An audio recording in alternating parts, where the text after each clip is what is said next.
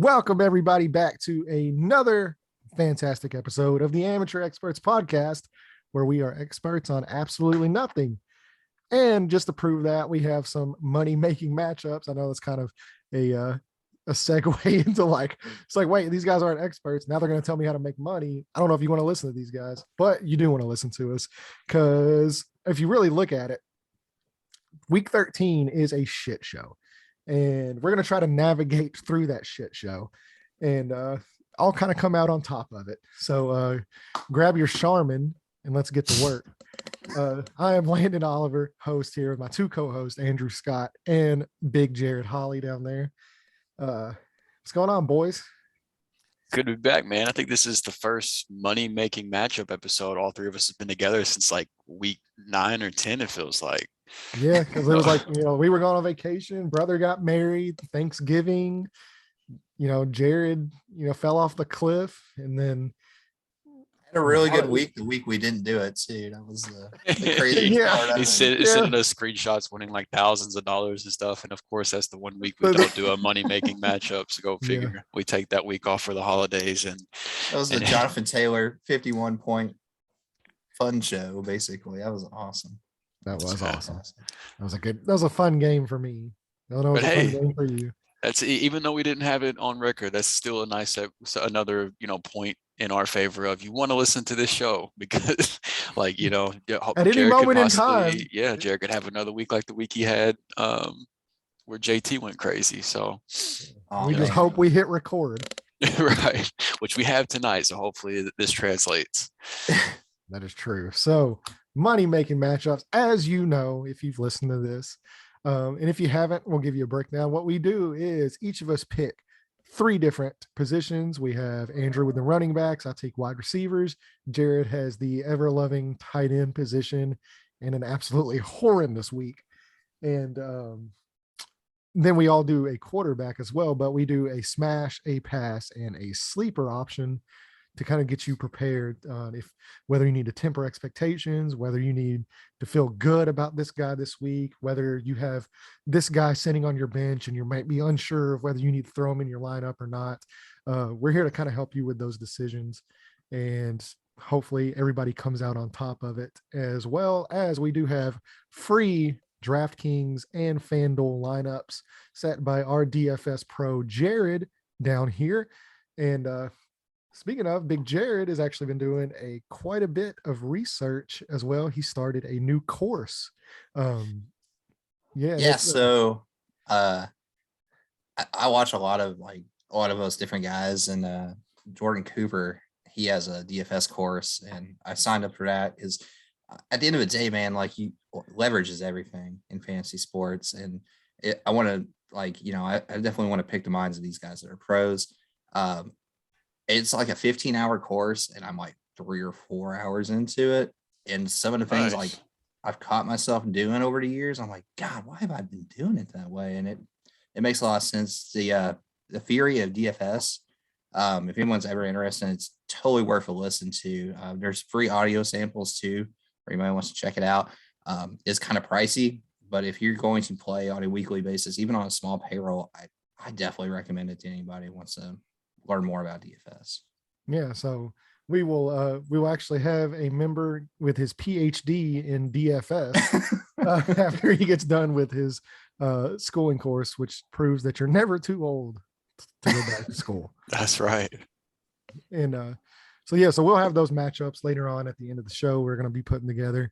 And right now, let's just kick it off with the position that, of course, everybody is definitely trying to navigate this week with injuries, bye weeks. It's just a landmine of I don't even know what the good word to call it would be without just completely offending half of the internet. So I'm going to keep away from that, and let's just get right into it. So Andrew, help us through running backs this week. What are we doing here? Well, look, speaking of injuries, the running back smash this week is a guy filling in for an injury, and that's none other than Alexander Mattison, running back for the Minnesota Vikings, who is filling in for Dalvin Cook, who is out for the next couple of weeks, I believe. But we're worried about this week, and this week he gets the beautiful matchup of the Detroit Lions. So Mattison has filled in as the starting running back twice so far this year for Dalvin Cook. He's been a top 10 running back both of those weeks. Coincidentally, one of those two starts came against the Detroit Lions in week 5, where Mattison went for 25 for 113 on the ground, and then another 7 targets, 7 receptions, 40 yards through the air, and a touchdown, good for 21.8 fantasy points, and the running back 9 on the week.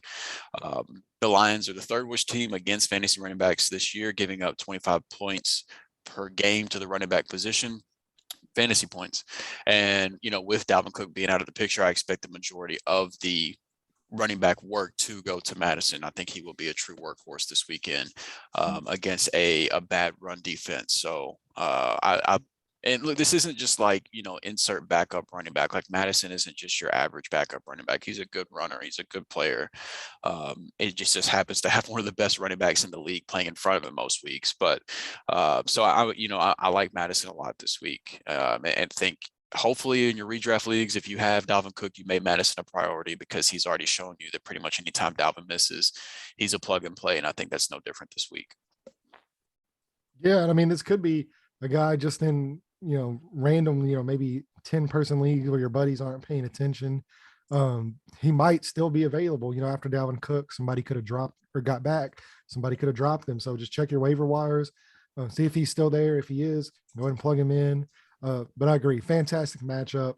I mean, there's not really too much to say. He's done it against this same team, and I think the Vikings are actually playing better now than they were back when they first played against Detroit. So I think he has the propensity to kind of, as the kids would say, go ham this week. Man, I completely agree too. The matchup it's so juicy. This week there's a lot of injury at running back, and man, and the thing about Alexander Mattison, like most of the time, like on FanDuel or DraftKings, he would be priced down at what he normally would be priced as a backup. He is priced up in the higher tier of running back, which I believe is a good thing, because we'll touch on in a little bit when we go over lineups for those sites. But there is going to be a ton of ownage on my gosh, Gibson's going to be probably the most owned running back on Sunday, and because of the price tag. So if you want to be different from the field, I think you're going to see higher ownership on Mattison that you wouldn't normally see, obviously, but it's going to be definitely a breakaway from Antonio Gibson shock. Yeah, I mean, whenever you have those backups that get in, that run into a starting role due to injury in the middle of the week, and prices have already been set and stuff like that, those tend to be chalky plays because people plug and play those to save some cash. But with Mattison, and see it, and to that point too, like with those running backs, it's not just Mattison this week. I mean, you have James Conner still in that role. You still have Elijah Mitchell still. I mean, I think he's going to be massive this year. Darrell Henderson could miss this game, so Sony Michel could step in. I believe Jamal Williams with Sanders out. Or not Sanders, but Swift. Yeah. And so, I mean, there's more than just one backup. So I think kind of what Jared was touching on there with that point is a lot of these guys are going to like try to, be smart in, quotation marks, and be like, oh, well, I'll put some of these backups that are going to be in, and then I'll just, pay up at wide receiver and all that. And I'll look real good. Whereas, normally, the Jonathan Taylors, although those guys might have a little bit lower ownership than what they should have this week, because everybody's trying to outsmart themselves.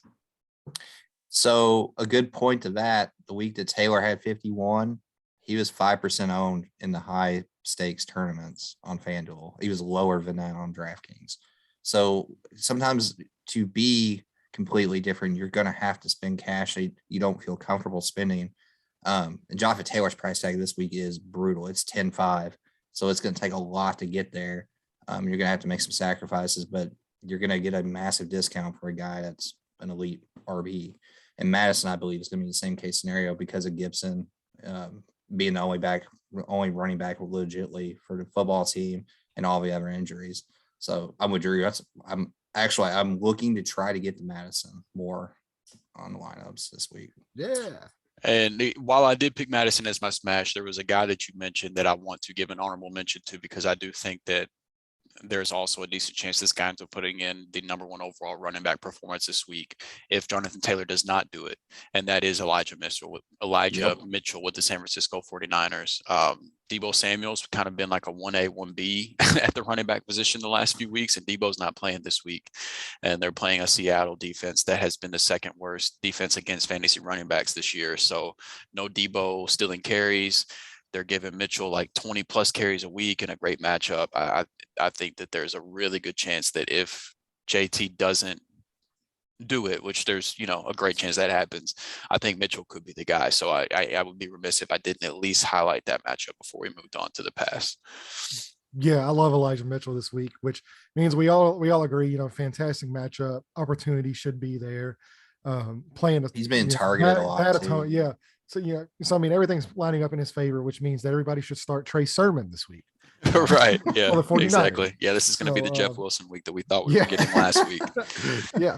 So did you know that last week Elijah Mitchell, there was reports before kickoff of that game that he was running behind Sherman and people got off of him. Like, I think originally in the week, like he was targeted quite a bit more, and he literally came in at like 2%. And he had I think he had 30 touches in that game. I'm starting to think Kyle Shanahan is the guy that brings like trick cards to all the parties he goes to and thinks he's the cool guy that's there. Yeah. Deebo's going to end up being out there on Sunday somehow. Yeah.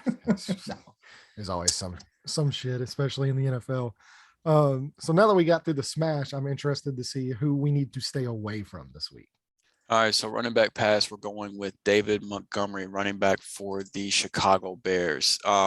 So if you have David Montgomery in redraft leagues, it's hard to think you're going to have enough better options to be able to actually sit him.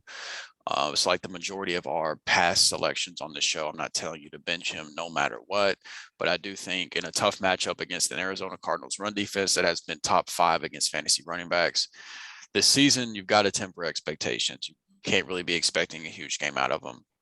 And I mean, you have to consider the fact that, I just talked up how bad the Detroit Lions defense is against the run whenever I was highlighting Alexander Mattison, and David Montgomery had that Detroit Lions matchup last week.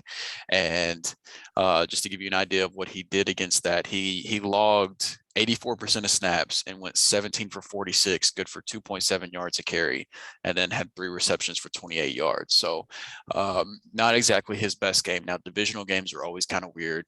So you have to somewhat factor that in since, the Bears and the Lions are divisional opponents. But, I think if that's how it looked against the Lions, you can't really be expecting too much against the Cardinals defense. It's been really good against the run overall this year.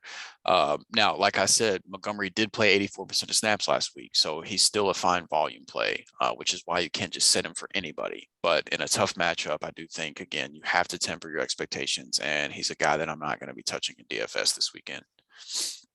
Absolutely. Yeah, that whole offense, it seems is just, we've talked plenty of times about Matt Nagy on this show, and there's not really too much more that needs to be said I mean, all the points you made are great.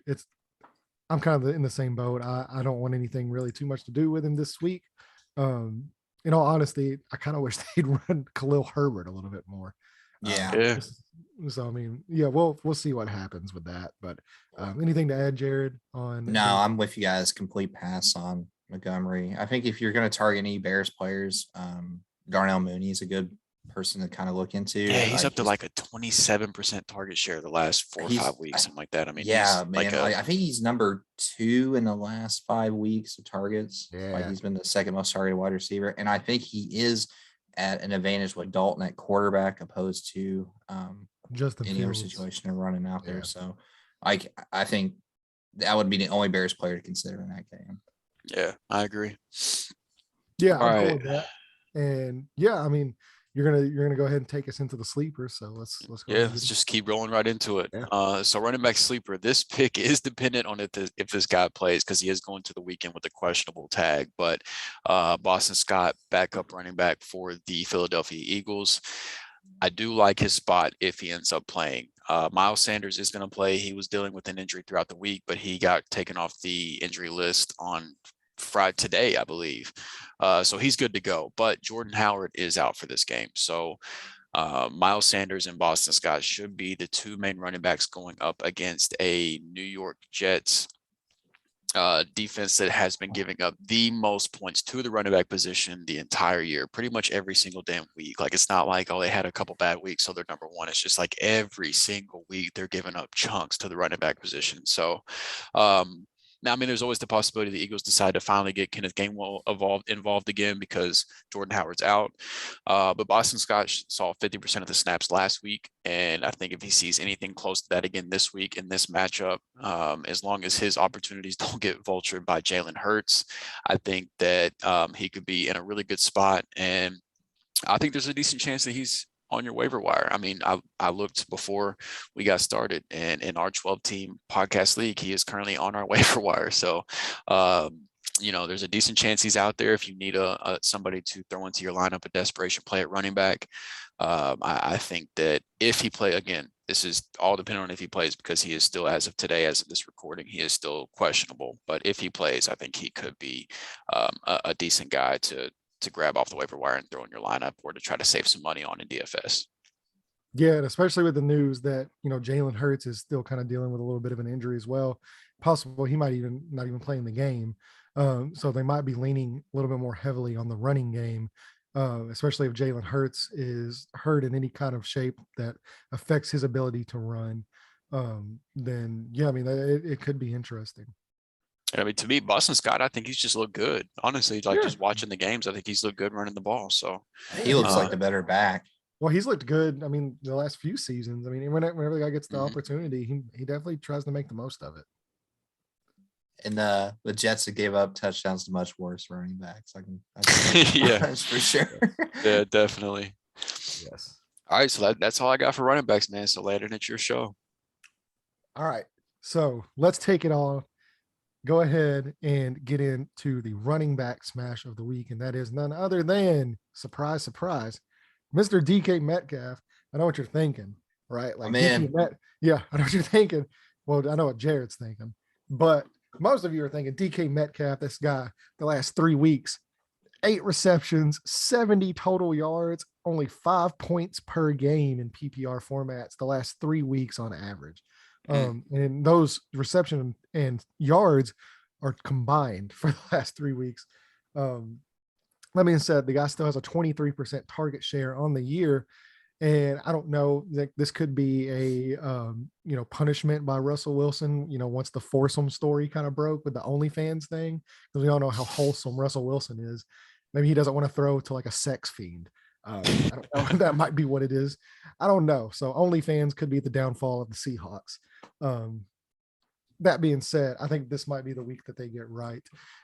Fantastic matchup. Shane Waldron, the offensive coordinator for the Seahawks, made a point today to say, look, we got to get this guy more involved. They called 10 plays to go to him last week. Obviously, that didn't work out.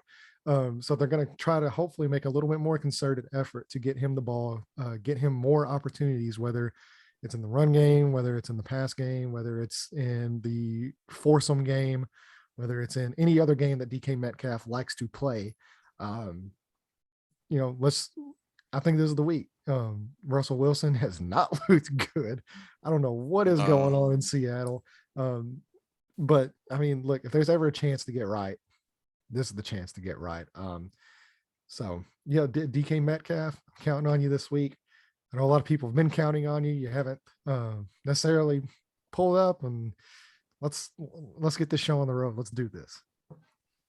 Yeah, I mean, I've got him in our 32-team league, our 32-team dynasty league, and I've got a pretty big matchup this weekend. So I'm hoping that this comes to fruition. But it does seem like a perfect game for one of those. Like if you watch the Monday night game, the entire story that the announcers were talking about was, wow, they're not getting DK involved. Wow, they're not getting DK involved. And then the offensive coordinator acknowledges it through the practice week. And it's like, it feels like one of those things where they're going to like, I'd be shocked the first drive of the game if he doesn't have 2-3 targets, and then that doesn't just continue, throughout the game. And I mean, if you give this guy high volume, he's a, like, I think people are forgetting because he's struggled, but he's a really great wide receiver, man. And this is literally, he is in the middle of the worst 3-game stretch of his entire career. His career hasn't been that long yet. And like the beginning of the career is whenever you're supposed to struggle. And like even his first 3 games of his career, as a rookie weren't this bad, so I don't expect this to continue. I don't think this is a trend. It's going to continue. So, well, plus too, if it makes anybody feel any better, which this absolutely should, I'm in a week in our, dynasty league, our fun dynasty league that we actually play for a little bit of cash. This is a, if I win any, the next 2 weeks, especially this week, I get into the playoffs guaranteed. And I'm playing against DK Metcalf. So there's a very, very good shot that he goes off for like 30 to 35 points. So, man, like Drew was saying, and Landon, you said a lot too on this, but he's been bad the last few weeks. Russell Wilson is coming off an injury as well. Metcalf's had a foot problem for a month now. He's been dealing with injury, but the spot is great. This game right here has one of the closer spreads, which is really good too. Seattle is at home, which I like better. And here's one thing, like Seattle cannot run the football. They can't. Like they literally just can't run the football. So they went out and got Adrian Peterson, which I think Adrian Peterson is not going to make a huge difference, but they can at least get 2 or 3 yards here and there with him to like extend a drive. I think it's going to help because they were running like Dallas out there, and I don't even remember who their running backs are. Alex Collins and DJ Dallas. There you go. Like it was just it's been rough. That first round pick, Rashad Penny. Right. No, Wilson did look better. Hurt once again. Yeah. He's not playing because he is still hurt. I think Russell Wilson looked more comfortable this week, even though they did have a very bad loss to Washington. That game was not very fun to watch. No, it was awful. But I think this is a good spot, man. Like I really do. And I've got a lot of stake in DK Metcalf. And the other thing too is both these guys have struggled. So if you are playing DFS on either side, they're going to come in at very, very low ownership in a week where if you're going to eat up and get these cheap running backs and you're looking to be different, maybe that's a stack you look at as well. Yeah, I like that. Yeah. So now, unless anybody has anything else to add to DK and possibly Mr. Unlimited, who's been very, very limited recently, we will move on to the wide receiver pass of the week. And that is going to be J.C. Jackson and Bill Belichick. No, just kidding. It's actually Stefon Diggs who will be facing J.C. Jackson and Bill Belichick. J.C. Jackson has been the highest graded player outside of Aaron Donald in the NFL this year, and on the defensive position at least. And he is just on another world right now playing cornerback. As we know, Bill Belichick, like they do every time, his main goal is we're going to make everybody else beat us. Your number one option, nothing. They give nothing away. And let's face it, the Bills have been struggling as of late because their inability to run the ball, whether that's necessarily, them just going away from the run or them just not being able to run. I mean, it's affected the team. There's almost no balance in that offense to where they just constantly throw the ball. And I think that's what Bill Belichick wants to force Josh Allen to do. I think he wants him, to have to throw the ball 50 times in this game. But even then, they might not do that because the Patriots offense has just been so well controlled. It adds another aspect of they run the ball, they make the correct play. Mac Jones has been unbelievable for, I think, much of the season, but especially over the last 5-6 weeks. And, it keeps Josh Allen in that offense off the field even longer. So you have time of possession, you have a bad matchup, and you just have a team that's not really humming on offense right now. And I think all three of those things kind of combine to make this just a bad week for Stefon Diggs. So, I mean, we'll see how it works. Obviously, I just put it out on the internet live. So as the DK Metcalf thing, there's a good chance it doesn't work out because I said it. But if it does, hey, we're coming back on here next week. I'm giving you all the business. Take your victory lap. Yeah, you always got to spike it. So I honestly, I just think this is going to be a really low scoring game in general. Like the two best teams against fantasy quarterbacks on a weekly basis in terms of the least amount of points given up are number 1, the Buffalo Bills, and number 2, the New England Patriots. Like these are the 2 toughest defenses to face for fantasy quarterbacks. So, I don't expect a lot of points to be scored in this game. And I think this is going to be a defensive, fight it out, clawed out, typical divisional matchup. I mean, these guys are. Well, this is a playoff game. This is a Yeah. playoff game. This matchup is probably the AFC East. I mean, Yeah. they've got this matchup, and then 2 weeks from now they got another one, They right? they got their other one, but Yeah, even if they split the season series, if Buffalo does not sweep New England, it's going to be very, very hard for them to get back and to win it. Like they can't split this. It's kind of Yeah. like similar to how the Colts and Titans are, to where now like the Colts are rising, the Titans are falling down in their rightful place as bottom feeders, and because of the early injuries and just the inability to close games out, the Titans sweeping the Colts is playing a massive, massive role right now, while the Colts are trying to climb back into that picture. It's a big thing. So this is almost kind of the same scenario where if Buffalo doesn't at least split with them, it's going to be extremely hard, for them to make the division, much less. I mean, it's going to be tough for them to make the wild card if they lose a couple games. Yeah, this is going to be a really, really fun regular season game. I'm looking forward to watching this one on Sunday without a doubt. Yeah, I believe this is the Monday night game. Oh, Yeah, Monday. I night thought game. it was a Sunday night game. No, this is the They Monday flexed Kansas Monday City night. and Kansas City and Denver. Kansas they City and flexed that Denver. one. Well, Yeah.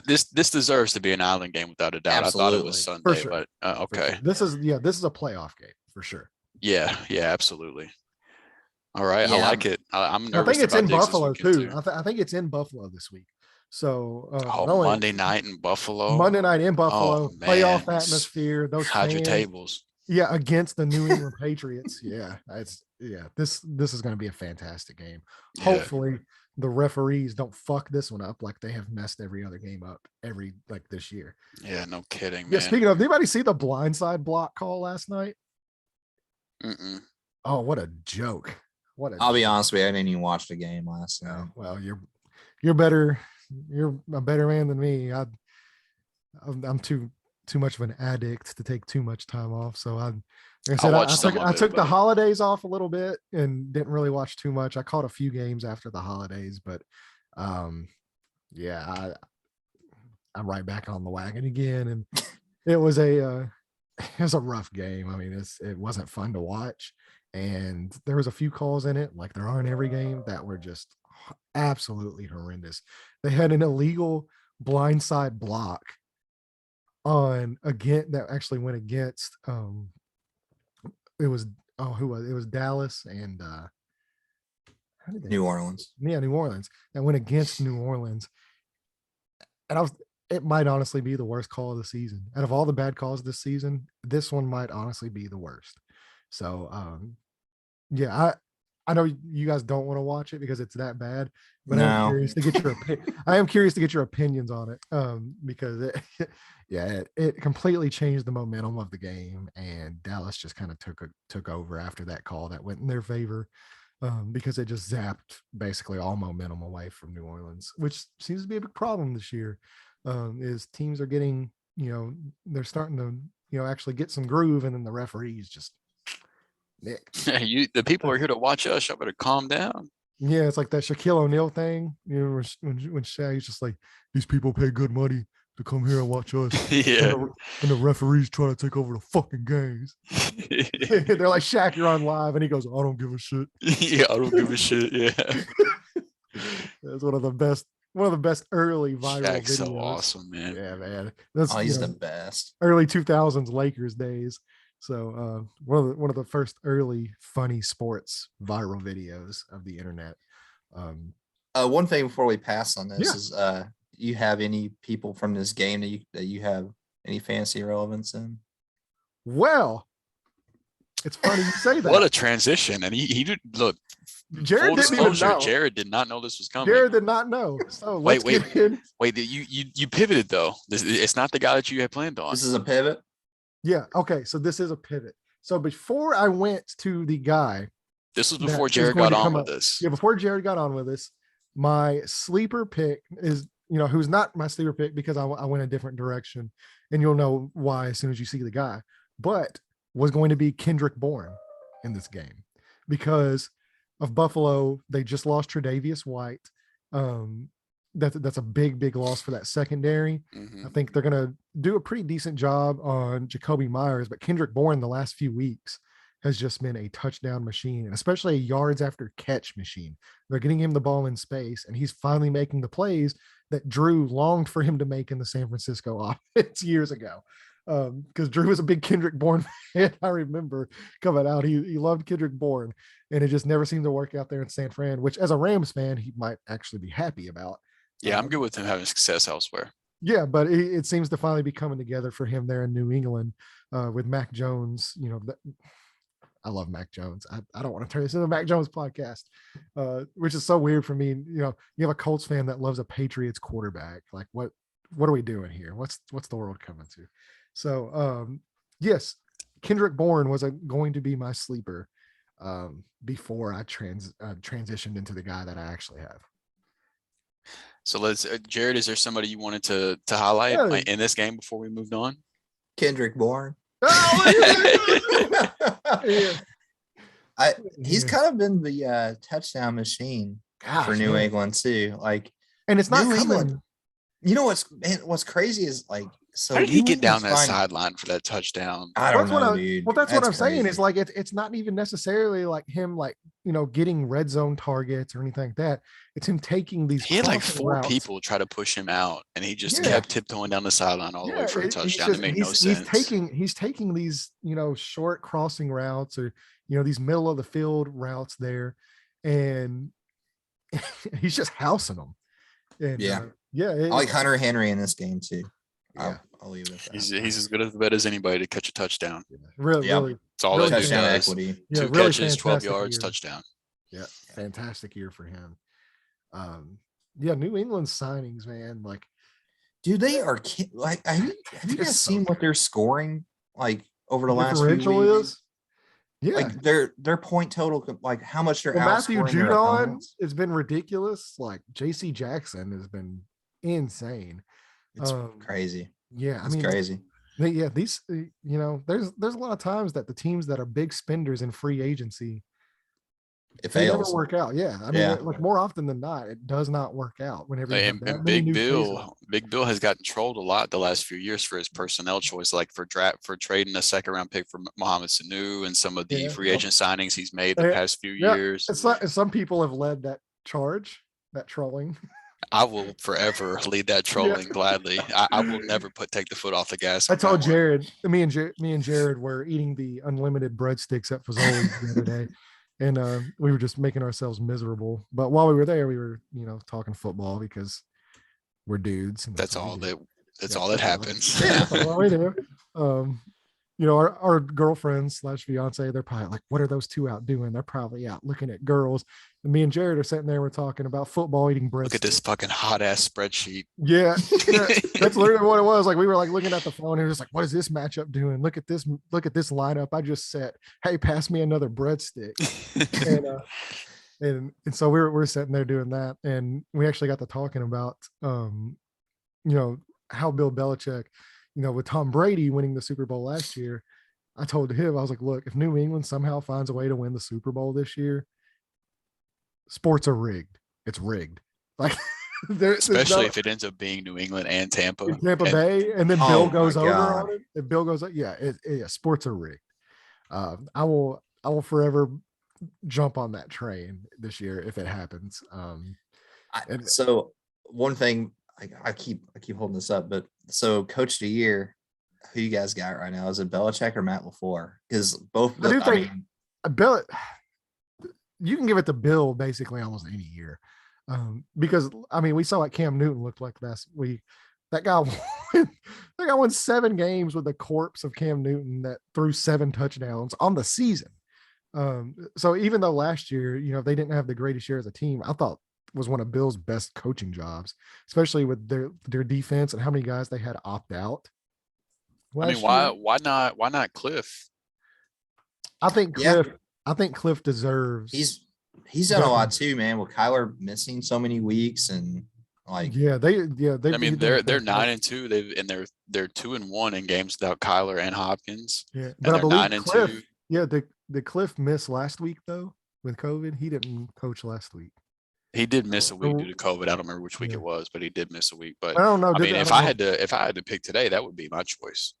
I think LaFleur has done a lot with a lot of injuries too. I was going to say, I think I lean a little bit more towards Matt LaFleur because of. I do because I picked it.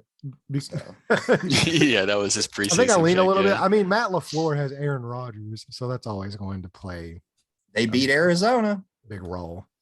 And, they did beat Arizona. That's true. Without Devontae. Without a lot of guys, but they've done it without. That's the thing, is like their injuries, while they might not be as injured as teams like the Titans or some of these other things, those guys that are missing, those guys where there's a ton of injuries, the injuries that they are missing are major pieces. Tell me this though. So the Cardinals have played 3 games without Kyler. If the Packers played 3 games and without DeAndre Kyler, Hopkins. Yeah, if the Packers have played 3 games without Rodgers, are they 2-1 in those games? Because we've seen one. 0-3. We've seen one. They were 0-1. They got beat by Kansas City. If you take Rodgers off that team, are they 2-1? Probably not. No, they're maybe 1-2. But I do think Arizona. But yeah, I was gonna say I agree. think Arizona's got a little bit more to work with there with Kirk and Rondale Moore and Christian Kirk haven't been that good. Rondale Moore's been kind of exciting, but I think Christian Kirk's. I actually want the Colts to sign Christian Kirk in free agency.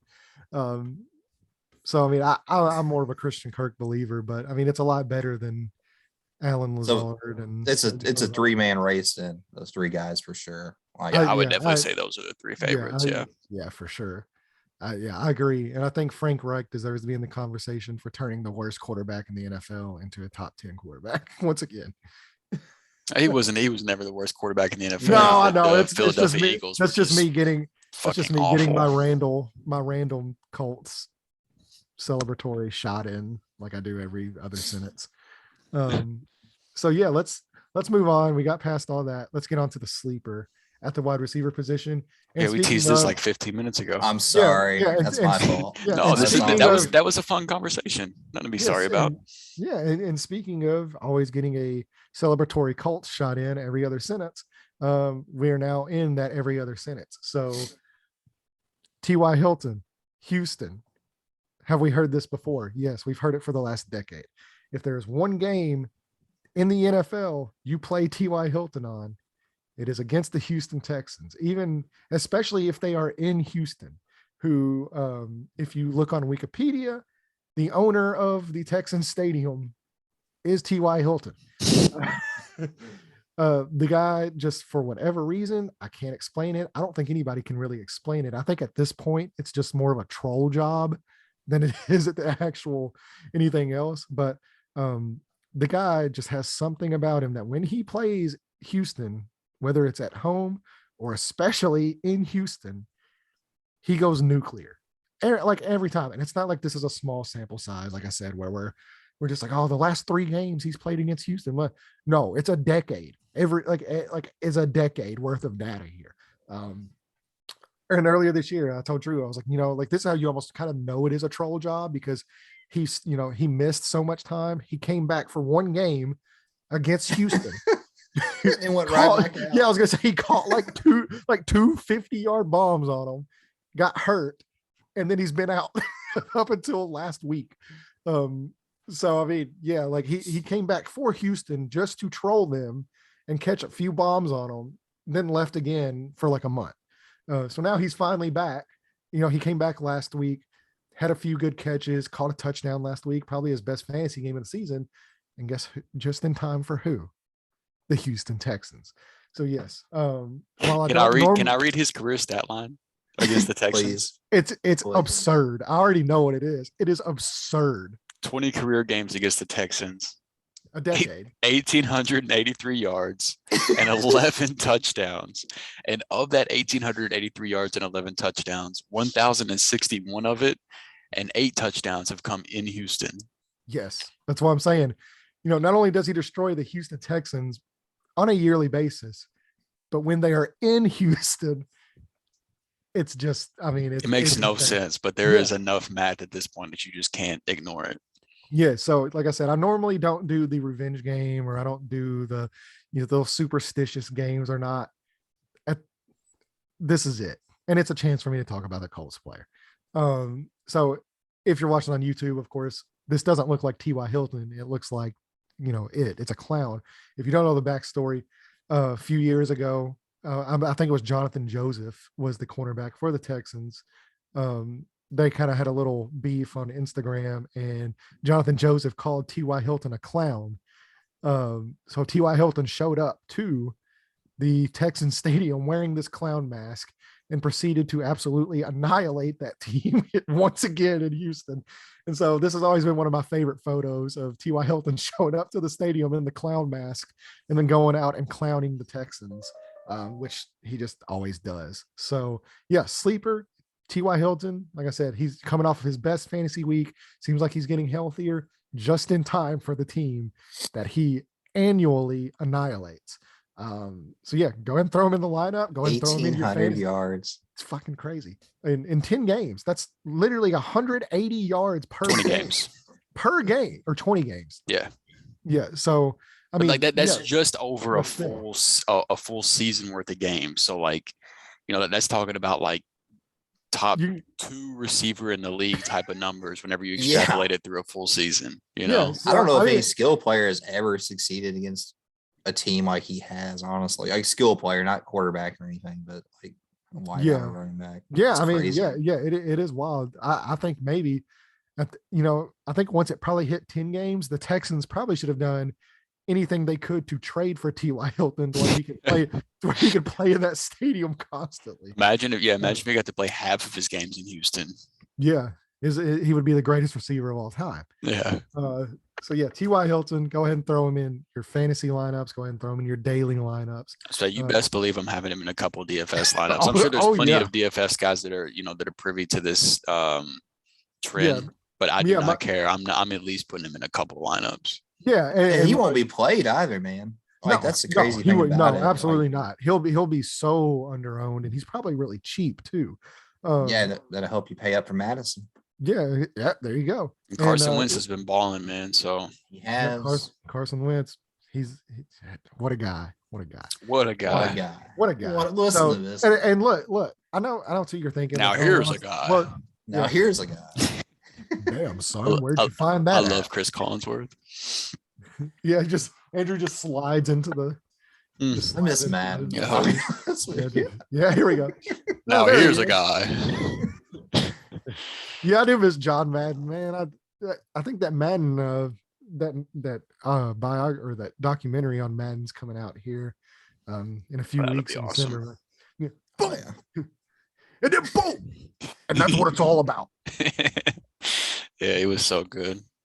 Yeah, he was awesome. So yeah, T.Y. Hilton, and that takes care of the wide receivers. Let's finally quickly everybody's favorite position. Let's get through the mess of the tight ends as quick as we can, because boy, it is ugly this week. No Travis Kelce, no Darren Waller. What do we do here, Jared? And just for the record, we do have Travis Kelce. He's just on the Monday night wrestling game. You can't play him on the main Sunday DFS slate. But I forgot. I keep thinking that they were on a bye week. Oh, it's all good. And that game got flexed too, so it was kind of a weird scenario. But so tight end. This will not take long. Oh, here we go. Look at him. Party boy. The Gronk star. The 24/7 champion. What's he drinking? What is this? Who knows? Boysenberry lemonade, bubbly lemonade. What is this? Who knows, man? He probably had that specially made just for this party. I predict 69 yards, nice. 6 to 9 catches. Nice. and 6 touchdowns. Six catches on 9 receptions, or six receptions on 9 targets. I think Gronk is in a great place, man. 4 touchdowns on 20 targets. Gronk has looked go. like the best tight end since he's came back and been healthy. He looks really good, man. He played the Colts, which always helps the tight end position. But even outside of that, though, man, like Brady's been on a little bit of a slide, and he's kind of relied on Gronk a lot more since he came back from injury, especially with no AB. Yeah, exactly. Antonio Brown's making a huge difference on that team. Like more than, I mean, he's a great player, but anyways, yeah, Gronk is definitely a smash. I don't really need to say much else. They're playing Atlanta. Yeah, I think Brady is going to go out on a. Fournette had 4 touchdowns. That's not happening this week. I don't think anybody feels like it's going to happen. But I think this is a Tom Brady game, man. I think he is going to go nuclear in this game. I like Mike Evans a lot too. Yeah, we'll talk about Brady against the Atlanta Falcons here shortly whenever we talk about the quarterbacks. But yeah, just, not to spoil it too much, but Tom Brady does really, really well against the Atlanta Falcons. So I also even before he was with Tampa Bay. Yeah. If you can't remember the Super Bowl, but specifically in his 3 games with Tampa, we'll talk about that here shortly. But yeah, Gronk, I love Gronk this week. I think he's about to absolutely annihilate. So pass is going to be TJ Hockenson. Minnesota does really extremely well against the tight end, and I just don't. At the end of the day, Goff is he's not going to throw the ball up and down the field. He doesn't stretch the field a whole lot, and Hawkinson's going to be his primary target. But man, there's I don't know. Jamal Williams might be his primary target. Yeah, as far as you can throw the ball. This is going to be a rough spot, man. I just don't see any kind of really positive outcomes for TJ Hockenson. I don't really have anything to say. It's I don't know if I've ever hated anything as much as Drew hates Jared Goff. Well, if you would have watched Jared Goff every single Sunday for the last 5 years, you probably hate him too. It's hard to watch, man. Really is. I went through it. I paid money to go see Curtis Painter play quarterback in person. I did too that same season. I was going to say, I know Jared did too. Yeah. And I would rather watch Curtis Painter than Jared Goff at this point. At least we only had to watch Curtis Painter for 10 games. And then and if you look at this from the outside, you're like, well, Hockenson should be a smash every week because Goff doesn't have a large ADOT. Hockenson should be the guy that gets all the targets. They don't have any kind of receiving core. Their running backs, it's kind of like the old Patriots where the running backs are their primary wide receivers at this point. Corey Dillon days. Yeah, to extend drives. But Hockenson's not seeing it, man. It's just not happening. And I definitely don't see it happening this week either. Yeah, Jared Goff sucks. That's the only thing I have to add to that. Fantastic analysis there. Yeah, great analysis. And we can move on now. Yeah, exactly. So now let's get to the sleeper. So TJ Hockenson sucks because Jared Goff sucks. We got Gronk going off. What are we doing here? What's the sleeper? So we're going to the island of Foster Moreau. So I got a couple sleepers. I think Foster Moreau is the best of the sleepers. I am starting him this week. Yep, the game environment's really good. Totals are really high for both teams, and it's a close spread.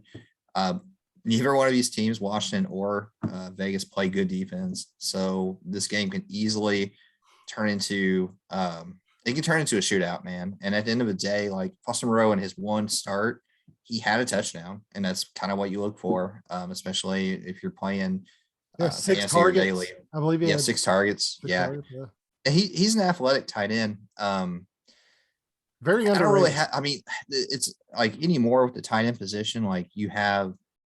Really, I don't even know if you put Kittle as an elite anymore because they're using him for blocking more than anything else these days. Kyle Shanahan, smartest guy in the room. I know, but just ask Kyle Shanahan; he'll tell you. Right. there's no other option for the Raiders this week other than Foster Moreau, and the game environment makes him a smash play. Yeah, and so something to piggyback off that too. So Derek Carr was asked earlier this year. I don't know if it was early in the beginning or in the off season, in preseason. Then he asked, if there's one player on this team who you think needs a bigger role and could perform at an elite level, who would it be? Did he pick Hunter Renfrow? No. Did he pick Darren Waller? No. Did he pick Brian Edwards? No. The name that Derek Carr said needs a bigger role in this offense and that he could perform at an elite level was Foster Moreau. So whenever Darren Waller went out, we saw Derek Carr look Foster Moreau's way multiple times, especially once they got in the red zone. So I'm really excited to hopefully see that continue this week because I need a big Foster Moreau game. At the same time, I also need Washington to beat the Raiders for the Colts playoff chances. So after losing all my fantasy matchups last week, as well as the Colts blowing another double-digit lead, I need some good karma. I need, I bought a homeless man's lunch this week. Come on, like give me something here. If you didn't record it and put it on the internet, it didn't happen. I did, yeah, exactly. Yeah. Well, technically, I am now tweet it on the internet. It's true. Yeah. So yeah, Jared and Jared and me got solicited by one of the same guys at a completely different time. I didn't even know the same day the other day. Because we were in the thing, we were in the car driving earlier, just shooting the shit. And I told him, I was like, man, some guy tried to get me to buy his groceries in Walmart the other day. And Jared's like, he's like, what did the guy look like? So I explained it. And he goes, did he ask you if you went to church with him? And I said, yeah. And I asked Jared the same thing. And he goes, dude, that was the same dude at two completely different times. Like I was in Walmart and then hours later, Jared was in Walmart and the same dude was there with the same thing of groceries. I guess he's like, cause he went up to me, he put his arm around me and he's like, I think I went to church with you, man. What's your name? And I gave him my fake name and I was like, I don't really go to church or anything. Give him Foster Monroe. Yeah. I should have told him my name was Foster Moreau. But I told him, I was like, man, I don't really go to church or anything. So I was like, there's no way you could have seen me at church. Not that I'm against church, not to do anything like that. It's just, normally on Sundays, we're just so busy. It's hard to make it there. So, the guy was just like, hey man, can you help me buy these groceries? And normally under most circumstances, I probably would have, but I just kind of got a weird, how you get those feelings with some people. The guy was wearing. Drew gets it with Jared Goff. Yeah, he gets really Jared bad. Goff did not ever ask me. Drew would not buy Jared Goff. Drew, would you buy Jared Goff, bro? Hell no, man. So we kind of just went our separate ways. But then, apparently, a few hours later, he did the same thing to Jared, where he was like, "I go to church with you, don't I?" And Jared's like, "No." And I was like, I guess that's what his game plan was. Was just eventually he's going to catch somebody that he went to church with, hopefully, and maybe they'll buy. Yeah, that's a big church. Yeah. So hey, look. I hope he got his groceries, whether somebody bought them for him or he had to pay for him himself. Oh yeah. I hope the dude's doing good, but I thought it was just so funny. Out of what all are the chances? Yeah, exactly. What are the chances? And I don't even know how that's how boring tight end is that we would rather talk about this. You want one more sexy sleeper? I'll give you one more. Okay, let's do this. James O'Shaughnessy. The Jaguars. I'm throwing it out there. There's no one else in Jacksonville. It's literally that dude. So Chenault, is he playing? A tight end. There's and he gets 3 touches a game. So he's on they hate Laviska Chenault, so you don't have to worry about him being a factor. Urban Meyer hates Laviska Chenault. This gentleman right here on our screen is going to be the highest and sat on his lap. He'd love it. So if you want to pivot off of Foster Monroe, you can go O'Shaughnessy for next to nothing. You save a few bucks and no one's going to play him. So. And that is a sleeper. Yes, indeed. That is most definitely a sleeper. All right. So let's talk quarterbacks. Yeah. Quarterbacks, everybody's favorite position, the only position that really matters on the football field. If you listen to casual fans and quarterbacks, ESPN. Yeah, no kidding. I really love the one-on-one matchups this week. Teddy Bridgewater versus Patrick Mahomes. They play one-on-one this week on Sunday night. Tom Very Brady exciting. versus Matt Ryan. Another exciting one. Yeah, hopefully Brady, does his yoga because I think Matt Ryan might be a little bit quicker than he is on the defensive side of the ball. Do you think they do make it take it? Since it's one-on-one, you think they do make it take it, or is it just like straight up? It's I horse. think it's I think it's just straight up. Oh, okay. I didn't know. I didn't know what one-on-one quarterback rules were like, since that's the only position that factors in anything on these games.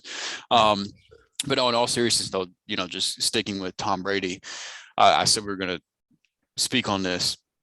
The 3 games he's played Atlanta since he's been with Tampa, he's averaging like almost 350 passing yards a game and like 3 touchdowns a game. And Average. the average, yeah, this is not like his best game against them. This is like every single week he plays them. And Tampa has the highest team implied total of the week. So, just to kind of piggyback off of your Gronk pick, Jared, I think that Tom Brady is going to absolutely kill Atlanta. So you want to talk about a smash. He is probably the obvious one of the week this week, but I am not ashamed to stick my name on that, especially whenever it's Tom Brady that I'm sticking my name on. So I think he's not really going too much out on a limb there. Nope. Putting your reputation on the line. Yeah. Which is fine. No, I'm sweating it over here. Yeah, that's perfectly fine. And just for a little bit less recognition, a guy that's thrown 21 touchdowns and 3 interceptions, and nobody cares because his name is Kirk Cousins. Hey, we care though. He's our YouTube thumbnail this weekend. We care. We care, Kirk. And he is most, I think right up there with Tom Brady. I think he is the quarterback smash of the week. The guy has done nothing but play fantastic ball for most of the season. Obviously we know he's holding 2 top 7 wide receivers that me and Drew talked about last week whenever we did the podcast and annihilated ourselves because we suck. So you got Adam Thielen, wide receiver 7, Justin Jefferson, wide receiver 5. Somebody's got to be throwing them the ball for them to produce those kind of numbers. Guess what? It's Kirk Cousins, especially with Dalvin Cook out this week. As great as Alexander Mattison is, the offense probably won't change too much, but maybe some of those other guys get a little bit more opportunity. And look, if there's any team that you can throw the ball all over, by God, it's the Detroit Lions. And the beautiful thing about Alexander Mattison is, as good of a pass catcher as he is, and as good as Kirk is at targeting him, even if they do throw the ball more, Mattison can still smash, and Kirk can smash, and everybody can eat. Everybody can smash against Detroit. Yeah, all you need is Detroit, and you can have a whole lineup full of smash. So, yeah, I think Kirk's in a really good spot this weekend. I agree, Jared. I think people have really disrespected him all year. And I know firsthand, absolutely. The 3 of us. 2 years now. We're a couple years into the disrespect. I stamped it several times on here, and I know you guys have too. Kirk Cousins is an MVP candidate. I mean, in my eyes, he is. Like, I believe. I don't know if I'd go that far, MVP candidate, but if you look at, he's somewhere down the list. But he's not at the top of the list, but he's somewhere down the list. He's a candidate. I don't think he's in the top 4 or 5 right now. I just feel like, but he's there. That team, another smash to me, is Carson Wentz this week. And it's a similar situation where there's so many options, and they're playing such lower quality teams that it's hard to pick who's going to go off. Yeah, especially with T.Y. Hilton, we know what he does. Somebody's got to throw him the ball to Mattison, Mattison, and you got 2 studs at wide receiver for Minnesota. But there's the key to that is Cousins has so many weapons at his disposal, and the Lions are going to go a lot of 3 and outs because they want to run the football, and they're not going to succeed on that. They're going to play from behind. It's going to be a massacre, and somebody's going to go off. It's either going to be the wide receivers or Mattison or all 3, like Drew said. There's so many points that game can produce. It's going to be hard to fit them in a lineup and make it constructively beneficial because there's so much upside. Yeah, but I like Wentz a lot. Wentz is a good candidate. Yep. I like Wentz. Yeah, if we're still on the subject of disrespected quarterbacks on a weekly basis. Carson Wentz has been a top 10 quarterback and gets absolutely no respect. So yeah, well, we'll see if that changes or not. So now that we have our 3 smashes technically, what are we looking at? Let's huddle up real quick. Let's pick one. Just as a collective podcast between Wentz, Brady, and Kirk Cousins. It's hard to go against Brady. But you're also not going out on a limb. So I personally, I'm Just saying because the he's the Raiders. just because he's the YouTube cover boy, I'll go Kirk I'll go Cousins. Cousins with you as well. Yeah, I'll You go got any Cousins. problem with Cousins this weekend, Jared? I have no problem with any of them. All right, Like, we've gave the people some options, and now we've stuck our name to a guy specifically. So there we go. All right, so All right. So now who is a guy that we are fading this week?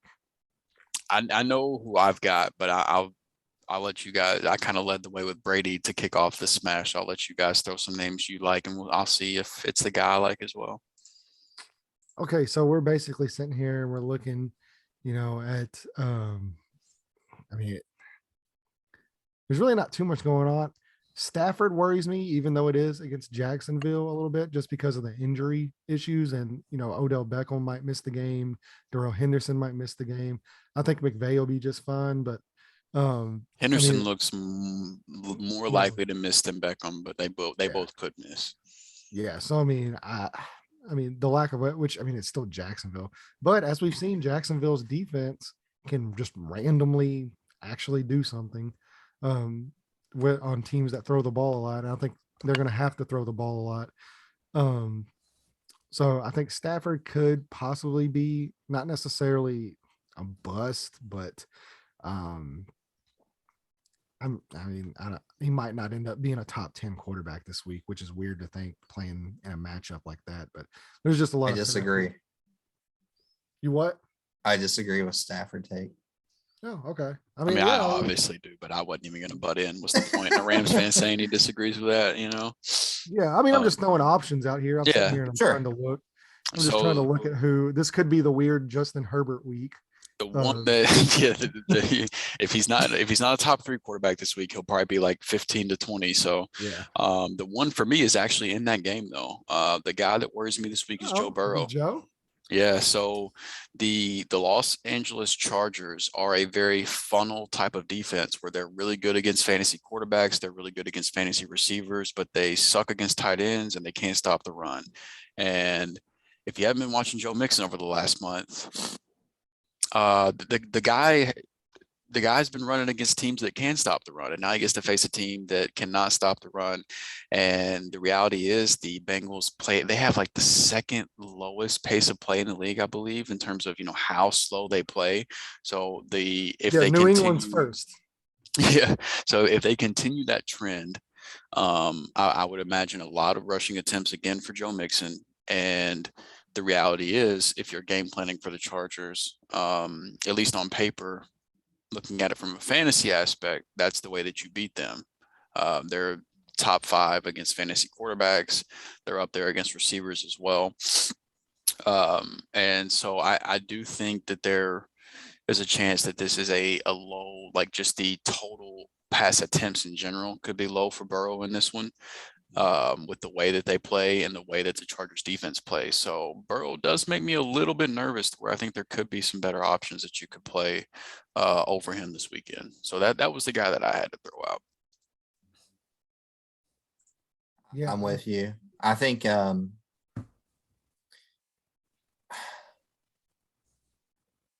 this may come back and bite me in the butt too. I think Jimmy Garoppolo is a fade this week. That's what I was kind of thinking. I could see that too. Yeah. And the reason why I say that, because I do believe that they are the better team than Seattle, but I just don't know without Debo, it's not the same offense. Like, it's not as dynamic, and I know it's just one player, but he makes a world of difference. And Jimmy Garoppolo's QBR the last few weeks has been phenomenal, like absolutely just crazy off the charts for him. But I think they're going to run heavy. I think Eli Mitchell is going to have a monster game as far as volume goes. Yeah. Not having Deebo Samuel's a big deal. It's a huge loss to that offense. And I think he doesn't grade out well. You see Linus on here, but if you look at over the trend over the last few weeks, Garoppolo has been a great quarterback. Like, he has. But losing his number 1 is going to be a big thing for him. Ayuk is a good player, but it's not the same level of an offensive threat like Debo was. No. So I can definitely see that. I know it's not like a crazy hot take. I'd be cautious on Kyler Murray too if he plays. I think I they'll see. use him I there. think Kyler's a smash if he does do? play. Okay. Yeah, that's just my Yeah. personal opinion. But Chicago gives up a ton Are of we? yards through the I mean, air. are we looking at Josh Allen? I mean, I mean, he's the one at the Yeah. top. He's the one at like the tippity top that makes me the most nervous. Just with how good New England's defense has been. Out of those top 5, Josh Allen, I think a lot of it is New England's defense and they lack of run game, man. yeah. They're so predictable on what they're going to do that. But that's the thing is Josh Allen's ceiling is so high because he is the run game. Yeah, he is the quarterback and he is Right, also the running floor. back one. Yeah. Yep. So his floor is a little bit higher than most. Right. So yeah, I mean, I'm cool with the Joe Burrow take if you just want to stamp that one down. It's up to you guys. Y'all know I'm cool. I'm with you. All right. Well, yeah, Joe Burrow fade. We are going to pass on Joe Burrow this week, which leaves us with a sleeper. So we're sitting here. Let's go down a little bit further. Let's see. Let me scroll down a little bit. I know Jared kind of threw out Carson Wentz there. Should definitely be on the table. I think a guy we've picked as a sleeper like 3 times now, Taylor Heineke. You could put him right into consideration. The guy's been playing. He's been playing good football. Forget fantasy wise, like he's looked more comfortable each and every week. So I think that's got to be in consideration as well. Just for me personally. Too, and I know this is kind of going a little bit against what I would like to see happen, but I think Tyrod Taylor might actually be a quarterback that makes some noise this week. We know the Colts are not that great at stopping the quarterback position, especially if that quarterback is a running quarterback who can escape pressure. So the rushing yards prop for Tyrod Taylor might keep him. I mean, I think he might be a little bit higher than quarterback 19 this week. And, all it takes is just 1 or 2 touchdowns from Brandon Cooks or those tight ends or one of those guys as well with those rushing yards to vault him up. Yeah, the floor there with the rushing is huge. And I mean, to your point, the Colts have given up the 3rd most points to the fantasy quarterback over the year completely. And if you're sitting here and you're thinking, I was like, oh, well, Tyrod Taylor's not that good. Josh Johnson was a 3rd stringer, and look what he did, and that's the Jets. Fantasy football is not about being good. Sometimes it's more on volume, and it's kind of funny. And here's the thing too: Tom Brady was like a top, which granted Leonard Fournette had 4 rushing touchdowns, so of course he was. But Tom Brady was like a top 20 quarterback. Josh Allen wasn't a quarterback one the week that you guys played Buffalo.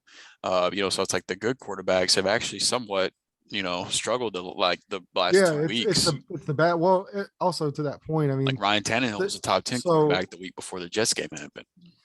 So with Tyrod Taylor as well, something that might play a little bit of a role. I know Houston can't run the ball very well.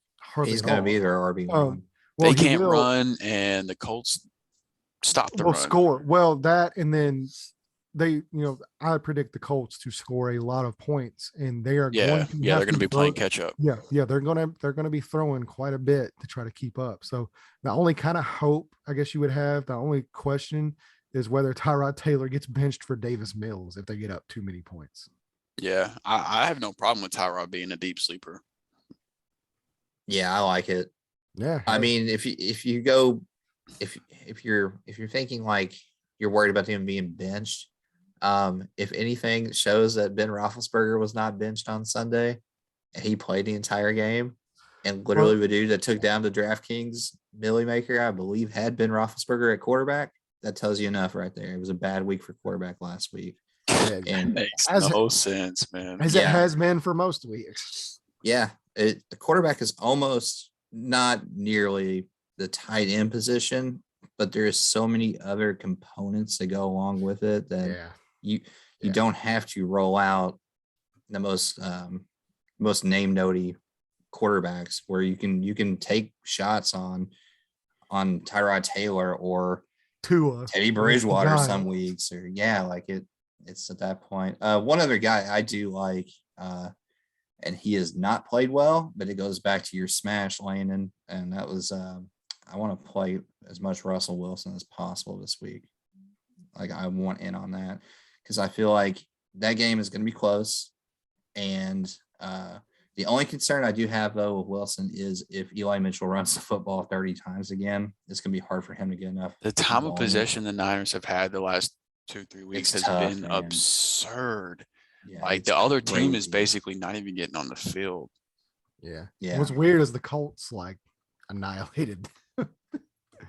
It's week to week, man. Yeah, It's the it's football literally something the different. every NFL is a week. week-to-week game, 1-0 for sure.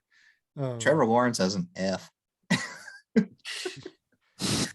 Well, that whenever Trevor Lawrence is playing against Jalen Ramsey and Aaron Donald, I expect him to. Probably just like you're fucked because of Urban Meyer. It's probably what the Yeah, F I was stands gonna for. I was gonna say I read something today about Urban Meyer's game planning, like how it's still kind of like a mix between like the Darren Bevel offense that Buffalo runs and then his zone run quarterbacking offense that he had at Ohio State.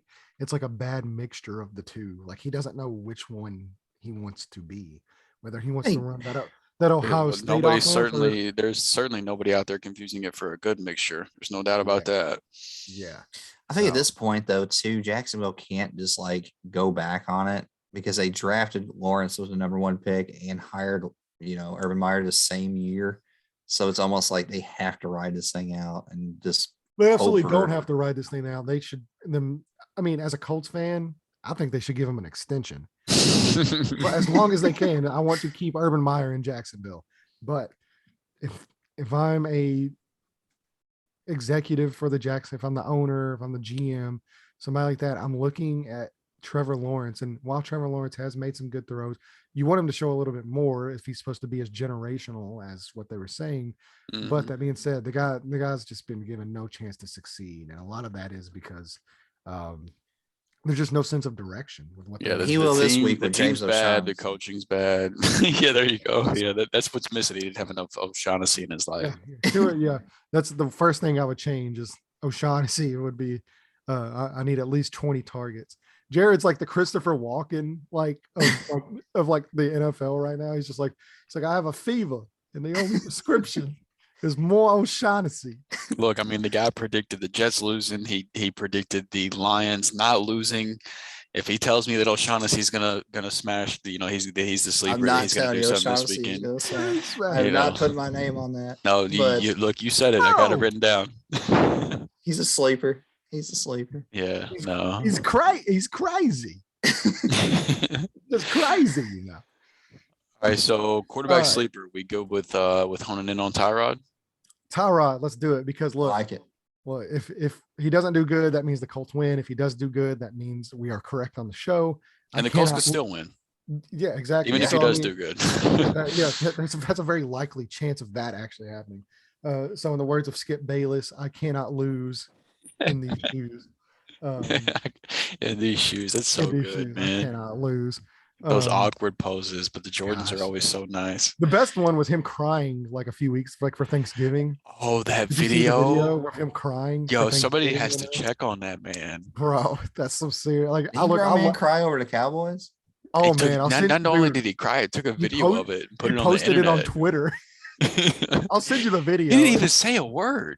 No, it was just him like breathing really heavily. Yeah, like tears, like sniffling and tears. It was one of the worst acting jobs I've ever seen in my life. But I almost respected him more for putting it on the internet. Like he has fully leaned into the best in the game. Role that he plays. Like he is the greatest of all time at what he does. Like you can hate him or whatever. If you take Skip Bayless serious, that's your problem. That's not Skip's problem. Okay, so, like I don't know. He's been doing this for too long that if you're still taking him serious, you're the one with the problem. You don't watch Skip Bayless to get smarter about anything.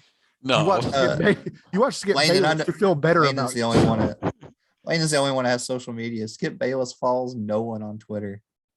Nobody. No, he doesn't follow LeBron. He don't got time. He follows nobody.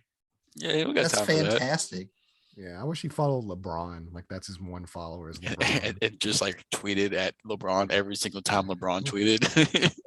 Just the biggest hater. That would be the like every single time LeBron tweeted, the tweet right below every single one of his tweets is just let's Skip saying MJ's better.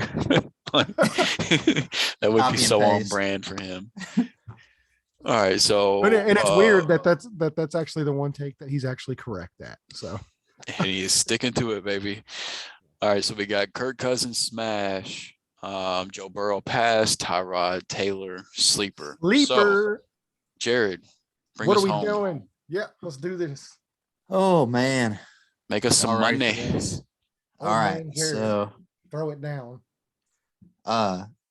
obviously anyone that's playing DFS this week, it's gonna be a weird one. So we're gonna have some chalky plays, and we're gonna have some pivots off of those chalky plays. For one, what I want to do on FanDuel is I do want Matthew Stafford at quarterback on FanDuel against Jacksonville. I want Eli Mitchell running back, so we're gonna eat chalk. I think he's gonna be popular. I want Gibson at running back. It's just too good of a spot at the price tag of 6,200. It's Was he 6,200 after the week he just had? yeah. Even like if McKissick was playing, I would still play this guy this week. Right. He would be in the lineups. Like the volume is just it's unreal. Like, and the Raiders are awful against running backs too. Man. They're really bad. So we're gonna differentiate a little bit here. Make a pivot. I'm gonna go with Mike Evans at wide receiver. I think We are going with Elijah Mitchell. We are going with Antonio Gibson. Yes.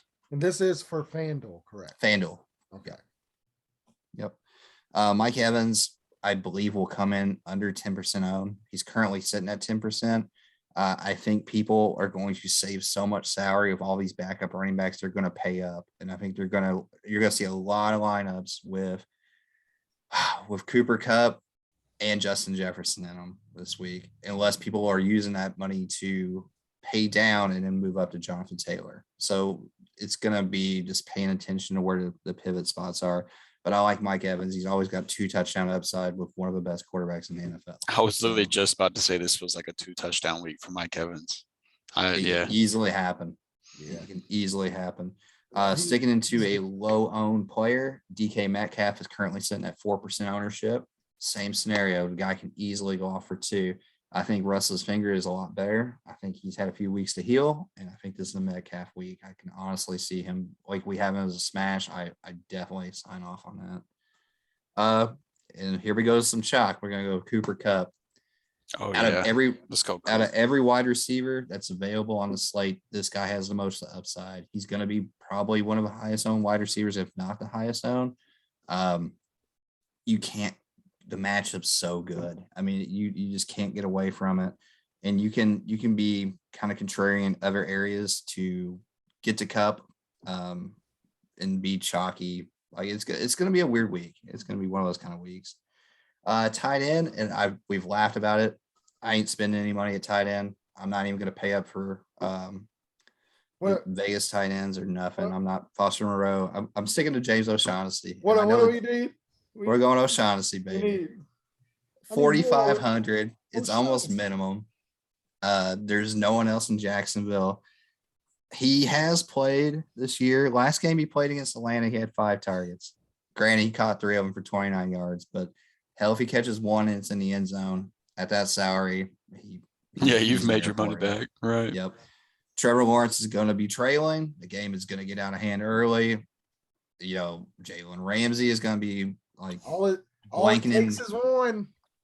O'Shaughnessy is going to be there as a blanket. He may get 6 catches in this game and 30 yards or something, but it fills a spot. And then and I know you're on Hilton. I love Michael Pittman this week. I think this is the week for Michael Pittman to bounce back. I'm all over it. 6,800 on FanDuel, under 10% ownership. Carson Wentz, a quarterback. I think they're playing Houston. Houston gives up a ton of yards through the air. I love Michael Pittman this week. And then just to save money or just to put in any defense, you can play whoever you want, but it's I got the football team. I feel like they've been playing better. Which the defense has been playing better. Which football team, Jared? The Washington. Oh, okay. Team. I'm gonna say there's a lot of football teams. And then there's only one that's the football team, though. The football team, which I'm a Colts fan, but I will own a football team hat because I just love the name. Like it's so generic and it's just amazing. But the one thing that they have going for them, if you're looking to spin down a defense, is the Raiders throw it at an extreme volume, which can be good or bad. I mean, if Carr goes off, and he's throwing touchdowns, fantastic. But we've seen with quarterbacks like Josh Allen, it throws an extreme amount of time.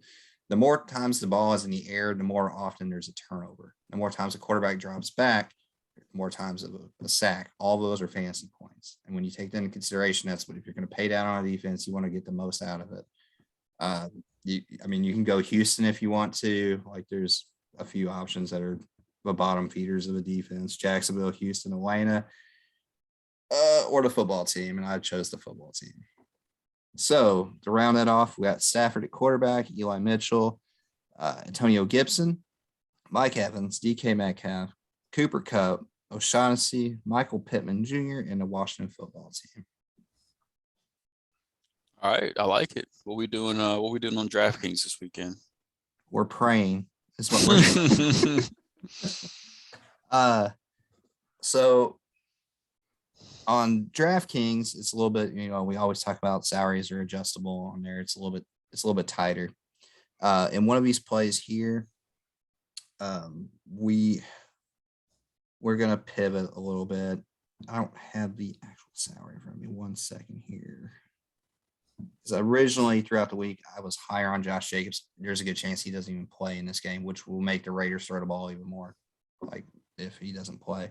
But we're going to go with Russell Wilson at quarterback against San Francisco. Then I've got James Conner. So one thing I like about James Conner a lot this week too, and something people really need to pay attention to on FanDuel especially, James Conner and Eli Mitchell are very close in salary. If it's me and you have the ability to identify which one is going to be lower rostered, that's who I would go with, because I think both of them bring extremely good upside. So yes, I said Eli Mitchell on the FanDuel side, but if you feel like James Conner is going to come in at a much lower ownership, I would definitely pivot. Kyler is coming back from injury, and I think they're still going to run heavy on the running game, and this could be the last time James Conner has the backfield to himself. They're talking about Chase Edmonds coming back potentially next week. So this could be Connor's swan song where he goes bananas on Chicago. And that's just an option. So I definitely like Connor on DraftKings plus the PPR upside. He's catching a lot of passes. And we're going to go Antonio Gibson at running back too. Got to. Yeah. And then we're going to stack Russell Wilson with DK Metcalf. Also with Tyler Lockett. We're going to go with 2 wide receivers from Seattle in that game on the DraftKings side. This one right here, I'm on the fence with, but the price point is good and he has extreme upside. 2 touchdown upside is kind of what I look for. And they're playing a defense that's given up a lot of yards of wide receivers. Marquise Brown. Marquise Brown could be in a very interesting spot for sure. And then we have one more wide receiver, and that's Mike Evans, O'Shaughnessy, and I have the football team's defense on that one as well. There you go. Hopefully we can make some money this weekend. Let's do it. I hope so. I'm trying to That retire would be a good on thing. Monday. Yeah, for real. Retire on Monday. Well, not necessarily retire. I don't think that's enough money to retire. But I'm trying to not have a mortgage on Monday. I'll tell you that. Yeah, at least a mortgage payment would be nice. Yeah, shit. Yeah. I'll take anything at this point. Holidays are coming up. Any little extra bit helps as always. So if you do hear this, yes, we are soliciting. If you want to donate, I will give you the PayPal link in the description. We are broke grown men with families to support and mortgages and bills. So, we will absolutely take donations. We will not say no. I'm not above it. Yeah. If somebody wants to buy my groceries, shit. Yeah, I was gonna say you don't I even went have to church with every single. I was gonna person say, that I'll say you don't even have to go to church with me. You can just buy my groceries. We don't care. So, yeah, that should cover up everything. We're really excited. There, not a lot of great games this week, but there's a lot of potential to have some upsets as well as the games that do look good, look really good. We're really excited on those. So hopefully we come back.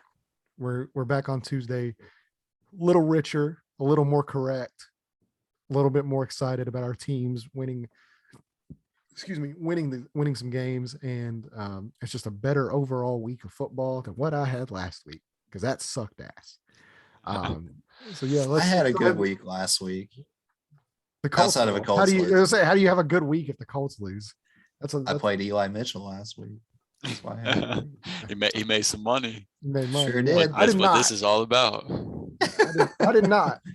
So yeah, let's go ahead. Let's let Drew close this out as he always does, and we'll just get ready for the next show. Yeah, so as always, first and foremost, thank you guys for listening. If you have made it this far, you can find us anywhere podcasts can be found, Apple, Google, Spotify, whatever the case may be, we are there. We would appreciate if you guys go follow, subscribe, whatever that platform wants you to do. We appreciate the support regardless. And then if you want the visuals to go with the audio, we are on YouTube as well at the Amateur Experts Podcast. If you do venture over to the YouTube channel, make sure to subscribe to that as well and click the little bell that pops up whenever you do so that you can be notified of these shows whenever they go live. We're only popping up like 2 a week.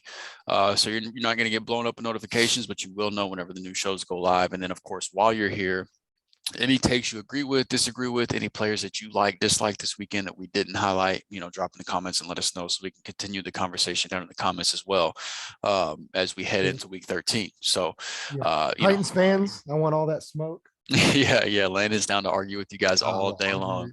All day. Yeah. So, if you're a Titans fan, especially hop in there. Here's your chance to, the only chance that you might possibly have to take down the Colts is trying to get one on me, which you won't. You'll never get one over on me because you're a Titans fan. So all I have to do is just ask you if you want a Super Bowl and I win. Basically what Landon's saying is, everybody other than Titans fans, thank you for listening. And, we appreciate the support. We appreciate you guys hanging out, and hopefully your week 13 is a successful one. And we'll see you, as we wrap up week 13 and head into week 14. Yes, for sure. Thank you guys so much. See you next week. Like I said, hopefully a little richer. Right. Hopefully. All right, fellas.